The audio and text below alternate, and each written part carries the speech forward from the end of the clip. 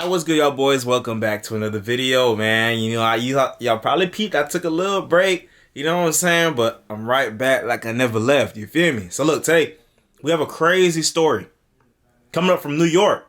And I ain't gonna cap, when I saw this shit, I couldn't believe it. I couldn't believe it. This some evil, sick shit. So just, I warned you, okay? I warned you. Don't say I ain't warned you, because I did. Tonight, a joint investigation by the News 4 I-Team and Telemundo Investiga uncovers unthinkable allegations of rape inside a New York City hospital. A doctor accused of drugging and sexually assaulting a female patient while recording it on his cell phone. And as Chris Glorioso reports, this is not the first time he's been accused of using anesthesia to commit sex crimes. So like I said, it's going to be a crazy-ass story. The allegations against Dr. Alan Cheng are so monstrous they could make a horror writer blush. The Queen's physician is currently facing charges he drugged a woman using an unknown liquid and recorded video as he raped her in his apartment. It sounded like a parent's worst nightmare. Okay, so off rip, they said that he recorded video. So it makes you want to know, how did they, like, did they already go through his phone? Like, do they have him already? How'd they see the video? It's gonna be so tough. That's gonna have to come out in court, bro. Like, imagine somebody does something crazy like that and it's recorded, and in order for you to get justice, a bunch of people have to see it and watch what happened. Watch you get victimized over and over again, bro. Something Crazy. out of a movie. Now, Dr. Cheng is being accused of a second rape. Only this time, the alleged victim says she was his patient, and it happened inside New York Presbyterian Hospital, Queens. I am scared. I no longer want to go to hospitals. We'll call her Jane, and Jane spoke exclusively to the I-Team and Telemundo Investiga because she fears what happened to her might have happened to others. It was June of 2021 when Jane was a 19-year-old admitted to the hospital in Flushing. Her medical records 2021, and this story is just coming out, bro. show she needed her gallbladder removed, but the day before surgery in a hospital pediatric unit, Jane says Dr. Cheng unexpectedly injected her with an unknown drug. Immediately after the injection, she fell asleep, and when she woke up, the doctor was no longer in the room. That medical record also says she felt extreme pain to her lower abdomen. It's not normal to be injected and not know what you were injected with and wake up in extreme pain. Jane's attorney, Nicholas Liakis, says his client and her mother reported the suspicion something criminal had happened. They say they demanded to know what the doctor injected and even pointed Dr. Cheng out in an impromptu lineup at the hospital. They put me in front of like 4 doctors and they said, identify who it is. I said him because he was there standing up. So in the hospital, they did kind of a lineup of doctors. They did. And she pointed at who? At the doctor, Dr. Cheng. So what did the hospital do? Did they report him? Like, what's going on? What does that tell you about how seriously the hospital was taking the complaint from this patient? It tells me that at least the nurse would have believed something was wrong. Because that's something that you see in a police station, not in a hospital. Right. New York Presbyterian declined to answer questions about the incident, but in a statement to the I-Team, the hospital said the crimes committed by this individual are heinous, despicable, and a fundamental betrayal of our mission and our patients' trust. We are appalled and deeply saddened by what these victims and their families have endured. The hospital said Dr. Cheng was fired in December of 2022 as soon as the DA revealed the criminal case. But it's not clear what, if any, action the hospital took in 2021. Right, with the first one. You know what I'm saying? Why did they...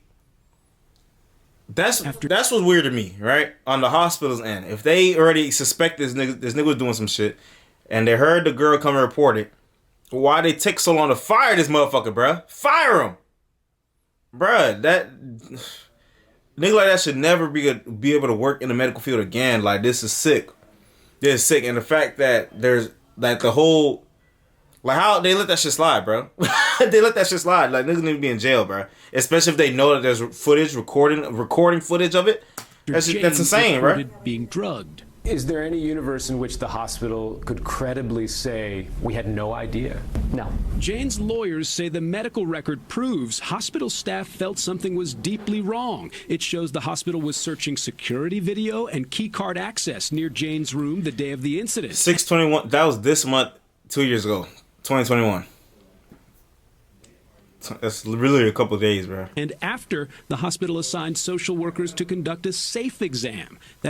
That stands for Sexual Assault Forensic Examination. You have essentially a predator in a white coat who is now lurking the hallways of a pediatric unit. Dr. Cheng's defense lawyer told the I-Team the physician denies the criminal rape charges, and with respect to the rape allegation from his former patient, he said, "Our understanding is the hospital matter was investigated by the facility and no action was taken. Our client will defend these allegations should they be formally charged." I wouldn't want anyone else to go through this. Jane says she may never have fully known what happened while she was unconscious in the hospital were it not for a devastating call from prosecutors at the Queen's DA's office. In December, DA Melinda Katz secured this indictment against Dr. Cheng, alleging he video recorded that rape in his apartment. While investigating that, Jane says prosecutors found another video that showed her hospital assault a year earlier. What does that say to you about the... Yeah, bro. Throw that man under the jail, bro.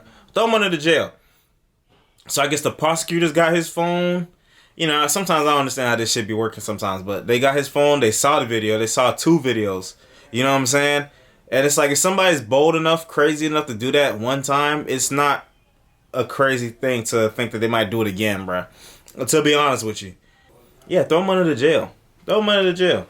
Like, bro, especially in the hospital, bro, that's a place you're supposed to be able to feel comfortable, feel safe, that you're going to get the care that you need most of the time, right? You shouldn't have to be worried that some crazy person going to come try to do something to you and take advantage of you. I already know some people going to try to take this story and be like, see, this is why I'm scared of men. You're like, bro, come on, bro. It's one crazy nigga. This is a crazy story. Likelihood of more victims. Someone to rise to this level where you're drugging a person. Right, that's facts. This is one person that came forward. It's, you know, what if you did that to other patients, bro? And raping a person, that doesn't happen overnight. Dr. Ji Allen Cheng is now locked up on Rikers Island without bond, awaiting trial on that rape charge from last year. Jane is now suing New York Presbyterian Hospital, and she's demanding the hospital alert all of Dr. Cheng's former patients that he's been accused of using anesthesia to commit sexual assault. Facts. Chris Glorioso, News 4 New York. Especially if they knocked out. I know there's probably some people who feel like, you know, they might not even notice once they wake up, like that something was off. That shit crazy, bro. Dr. Ji Allen Cheng. That's his name. What the... Is this the only picture of this dude? You know what's crazy? I feel bad for anybody with the same name as this dude, bro. Because yo picture gonna pop up. Why is that the only picture of this dude, bro? But yeah, man. So, that shit is crazy. Hopefully, justice is actually served. But especially since there's video proof. And there's so much that's wrong with that. Just off rip, you know, you doing that to another person, that's evil. Using your job to do that to other people, super evil. Messing with people's trust in the medical system and trust in the hospital and doctors. Super evil. There's so many shit there's so many layers to what's wrong with the situation. If these people knew beforehand, why did it take so long for reports to be made and shit to get handled? You dig what I'm saying? Like, that shit is really evil, bro. But hey, crazy story. Make sure y'all stay safe out there, and I'll see you in the next video.